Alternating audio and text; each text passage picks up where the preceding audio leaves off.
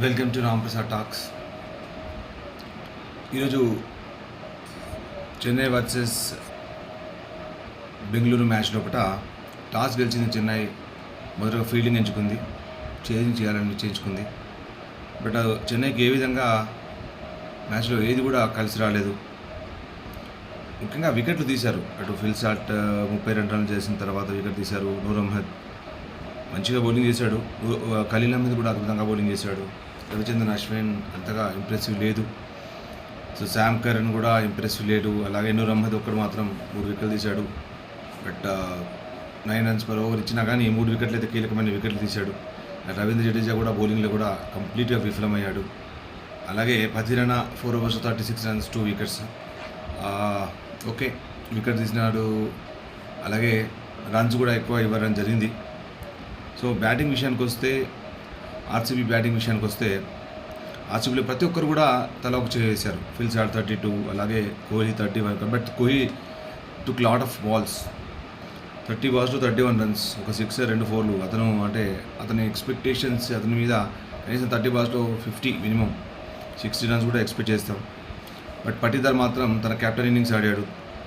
Excellent batting చేశాడు. 32 balls 51 runs, 4 fours 3 sixes. మిగతా విషయానికి వస్తే టీమ్ డేవిడ్ చిర్లో మాత్రం 3 sixలతో అలరించాడు. ఆ తర్వాత 196 for 7 ఆర్సీబీ. బట్ ఛేదన్ లోపల ఎక్కడ కూడా మరి ఒక రచిన్ రవీంద్ర, అలాగే చివరిలో ఓ మోస్తరుగా ఏదో కొసమెరుపులాగా ఆడిన రవీంద్ర జడేజా ధోని ఇన్నింగ్స్ ఏమాత్రం ఉపయోగపడలేదు. అలాగే ఎప్పటికే కాలాతీతం అయిపోయింది. 24 బాల్లో కూడా 90 above runs రావాలి. బట్ ధోని చివరిలో 2 సిక్సర్లు, అలాగే జడేజా 4s రావడం. బట్ అవి ఎక్కడ కూడా అంతగా ఉపయోగపడలేదు. ఎందుకంటే లక్ష్యం ఎక్కువ, సాధించాల్సిన లక్ష్యం ఎక్కువ. 50 runsతో ఓడిపోయింది. సో ఎన్నో ఏళ్ళుగా అటు ఆర్సీబీని ఎదురిస్తున్న విజయం చెన్నై సూపర్ కింగ్స్ తోటి చివరగా లభించింది. రజత్ పడితార్ అద్భుతమైన క్యాప్టెన్సీ చేశాడు. బౌలింగ్లో మార్పులు, అలాగే బ్యాటింగ్లో కూడా తను ముందే నడిపించాడు. సో ఇక్కడ చెన్నై మాత్రం పోటీ ఇవ్వలేకపోయింది. ఈ మ్యాచ్ లోపల ఆర్సీబీకి ఏ విధమైన పోటీ ఇవ్వలేకపోయింది. రచిన్ రవీంద్ర మాత్రం 31 balls 41 runs 5 fours. అలాగే రాహుల్ త్రిపాఠి కూడా మరొకసారి ఫెయిల్. అలాగే రుతురాజ్ గైక్వాడ్ మరొకసారి హెజర్వుడ్కి అవుట్ అయ్యాడు. అలాగే దీపక్ కూడా మరొకసారి నిరాశపరిచాడు. శామ్ కరణ్ నిరాశపరిచాడు. శివం దూబే 15 balls 19 runs కొద్దిగా ఆడినా మెరుపులు మెరిపించి ప్రయత్నం చేశాడు. అలాగే రవీంద్ర జడేజా 19 balls 25 runs. అప్పటికి కాలాతీతం అయిపోయింది, టైం అయిపోయింది. అప్పటికి ఇక్కడ గెలిచే అవకాశాలు పూర్తిగా సన్నగిలిపోయారు. దానివల్ల కనీసం రన్ రేట్ను కాపాడుకునే ఉద్దేశంతో మ్యాచ్ను కొంచెం పొడిగించారు.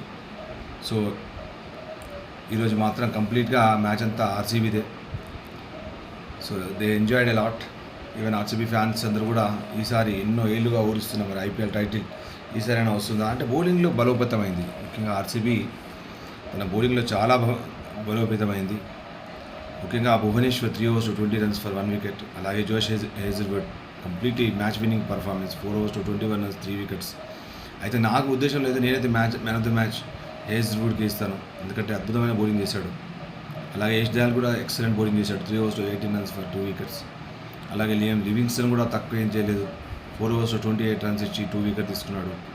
అలాగే సుయాష్ శర్మ మాత్రం కొద్దిగా ఇంపాక్ట్ ప్లేయర్ నిరాశపరిచినట్టుగా అనుకుంటాం. అలాగే కృణాల్ పాండ్యా మరొకసారి నిరాశపరిచాడు. అంత పెద్ద పర్ఫార్మెన్స్ 2 overs 26 runs. అంటే ఈరోజు అటు ఆల్రౌండర్ ప్రభావం కనిపించింది మ్యాచ్ లోపల. అందరూ కూడా సరిగ్గా రాణించడం, ముఖ్యంగా 90% ఆఫ్ ప్లేయర్స్ రాణించారు ఆర్సీబీలో. దానివల్ల 50 runs తోటి అలా ఊకగా చెన్నై సూపర్ కింగ్స్పై అద్భుతమైన విజయం సాధించింది ఆర్సీబీ. సో మంచి ఫామ్లో కనిపిస్తుంది ఆర్సీబీ. సో అంటే భవిష్యత్తు మ్యాచ్ల మీద ఆశలు రేకెత్తిస్తుంది.